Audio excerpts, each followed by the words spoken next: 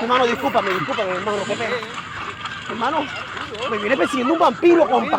Hey, sí, un man así grandote, negro, con una boca así enorme, mi hermano. No, mi hermano.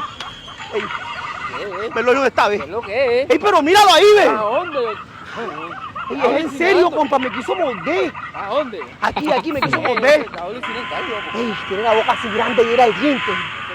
Ey, vamos. ¿Vamos para dónde? Acompáñame, vamos. Ey, te quiero salvar la vida. Salva la vida, compadre, que estoy bajando. O sea, te vas a quedar aquí. ¿Y qué más quieres que haga? Hermano, ese vampiro es peligroso, ¿oíste? ¿Sabes qué? Me voy, compa.